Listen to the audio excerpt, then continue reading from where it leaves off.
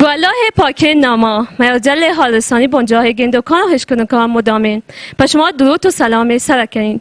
امیدن هر جا که هستید گلو شادان بید. باز و شادان که پر یک ماه رسید گویا یک گزارش دیگه شما خدمت ها بین. این گزارش ده گویا یک جوان با استعداد و هنرمندی که گوشکاری و آوازخوانی کن خبر دهند. گما همراه داری کنید.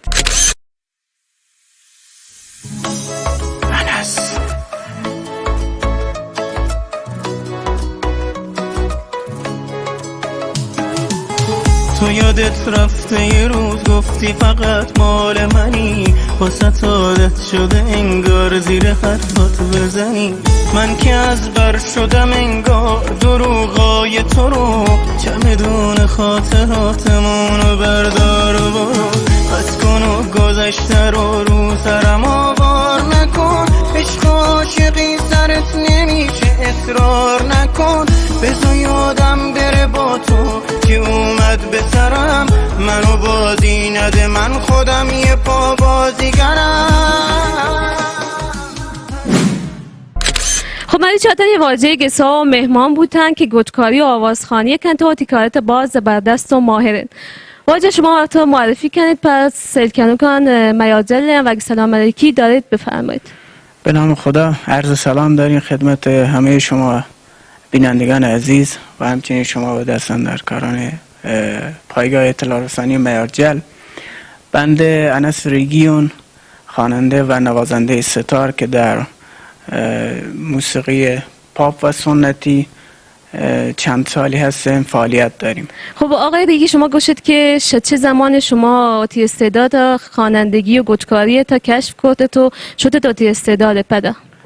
بنده در کودکی علاقه بسیاری به خوانندگی به خصوص داشتم و یه استعداد در محطت و خیلی هم دوستان و اطرافیان استقبال کنم. حالا در مدارس سرودهای وانتون بعد تقریبا از سال 95 من به صورت حرفه‌ای کلاس های موسیقی ها شروع کردم و سال 96 اولین آثار وقت به نام آهنگ گلی جان را منتشر کردم. کلاس های موسیقی هم از آواز سنتی مدتی کارم کردم و پیش استاد ذوالفقاری که در فرهنگ و ارشاد هم هستن و مدتی با گروه های موسیقی سنتی که به سرپرستی آقای استاد شهرام یار محمدزئی و مهدی یار محمدزئی مشغول به کار بودم. بعد کلاس ستارم پیش استاد پیمانی رفتم و بعد از آیی هم سولفژ و کلاس های آواز به صورت حرفه‌ای تر دنبال میکنم و هنگت هم داریم آموزش گیریم. هر رایتا که شما پاده لنایتا سکی و سوری هم هست، شما رواتی رایتا چه سکی و مشکلات داشته دشا ما گوشت؟ قطعا تمامی کسانی که در به خصوص موسیقی و هنر دارن قدم هلن و دارن یه مسیر دنبال کنن قطعا خیلی مشکلاتی آوانی راه دیما بوده و هستم. منم مشکلات زیاد داشتم، هم از مشکلات اقتصادی، چون موسیقی کلن چیزی جز هزینه ندارید در حال حاضر، مگر اینکه یک شخص اسپانسری برای در بیتن یا اسپانسری آی هزینان تقبل کن که پانت بعدها یه هزینان که انجام داده یه هزینه های اولیه باشه، کنسرت و فروش آلبوم و تیتراژ های تلویزیون وشان در بیارید به صورت. و مشکلات اقتصادی خیلی بوده که باعث بوده که حالا من کار کمتر انتشار بدین و دیگه کم کارتر به نسبت به کسانی که اسپانسر داشته. و یکیش مشکلاتی که باعث بوده موسیقی بلوچستان جایگاه اصلی در کشور و خارج از کشور حتی ودی مکان همین نبودن کسی که به صورت کامل و جامع یادن طرفا خیلی باعث بوده که یه موسیقی به مشکل بردن. افرادی که دارن موسیقی کار کنن، نمونه منوت هنو یک کسی که بالاخره لوتی موسیقی یاد دنته مثلا بنجو یاد دن، حالا بنجو هستن تک افرادی، حالا استاد محمد حسنی، ولی سازهای دیگر به صورت تئوری و عملی، چون هر ساز یاد گرفتن هم نیاز داریدن که طرف تئوری یادگی نطخانی و گام و شناسی و فلان و فلان، هم نیاز داریدن که طرف بروت آره عملی دستگاه و ردیف و فلان شانه یادی، که متاسفانه کسی نه این که شانه مدرس خوب مشما ندارن که شانه بتون قشنگ منتقل کن به هنرجو. کسانی که گوشکاری و آوازخوانی تا استعداد دارن، شما چه توصیه دارید تو گوشید که چه راهی را دنبال کنن؟ برای عزیزانی که استعداد دارن، قطعا که مشما استعداد خیلی دارن در استانه، استعدادهای زیادی دارن. منی توصیه به عنوان کسی که چند سالی کار کنیم و در این عرصه فعالیت کنیم، یش این که گشتر به سمت آموزش های حرفه‌ای برون، گشتر به سمت یادگیری برون تا انتشار، چون خیلی من گندین در مشما استانه گشتر به سمت انتشار رفتگن تا آموزش و یادگیری.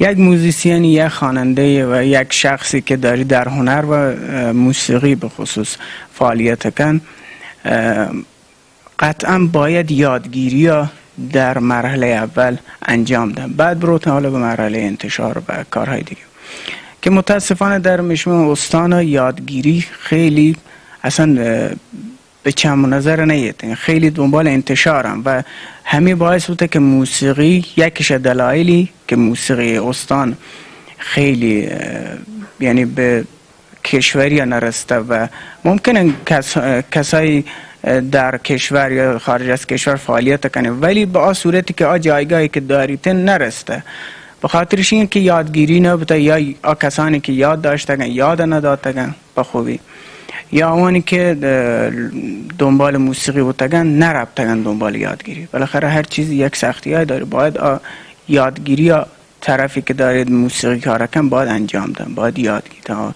موسیقی به صورت علمی و کامل و جامع، که متاسفانه کسی نه این که به صورت تئوری و عملی، چون اکثرا کسانی که دارن هنوی یاد داون به هنرجوان به صورت عملیه و چیزی این که حالا قدیم الایام آن یاد گرفتن و دارن انتقال دارن، بازم کار خوبی داره انجام دادن، ولی کسی که بروتن علم موسیقی یا گامشناسی یا تئوری موسیقی یا نطخانی یا فلان خیلی چیزهای دیگر را یادگی، و کسی که یه مباحثان یادگی تئوری موسیقی یادگی مسلما گهتر تا انتقال دادن و تی مطالب به شخصی که حضور داری به هنرجو، و همیشه باعث بیتن که موسیقی پیشرفت خیلی بالایی داشته بی. خب آقای ریگی، اما سیلکنو باز مشتاقن که شما اجرای زنده هم گندن، اگر ما مهمان کنید ما باز و شالبه.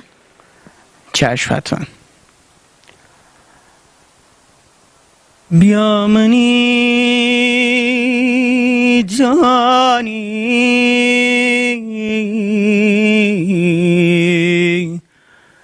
دل پتو مانی، دل پتو مانی، بیا منی جانی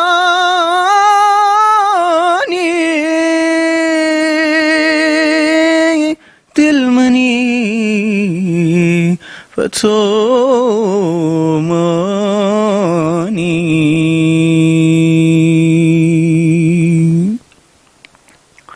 بیا مرید، بیا مرید دیوانگین، بیا بیا که دیوانی کنون مولانا گو مستانگین، صدکک ترا عشق زراب ما پوتن جان داتگین، بیا مرید مرید. یم خدمت شما و بینندگان عزیز. شما پسما هستن که زاگ دارن، جوان دارن و تیکسه تا با استعداد و هنرمندن، چه توصیه دارید؟ و من خواهشی که داریم همیشه این که خانوادان بیاون استعدادانه که در خانواده وجود داری یا بیرونش خانواده آن حمایت کنن، حالا چه حمایت جانی چه مالی چه هر صورتی که زانه حمایت کنن و تو سری مجنن استعدادانه، چون خیلی من دیست نیلن استعدادان در مشم استانه پیشرفت داشته. من از شما آقای که مریچ به وقتا در اختیار ما هشت و ممنون شما که تایید گزارش دا گما همراه داری کردید. امیده که شما پسند بید. هر جا هستید سالم و تندرست بید. الله میارد.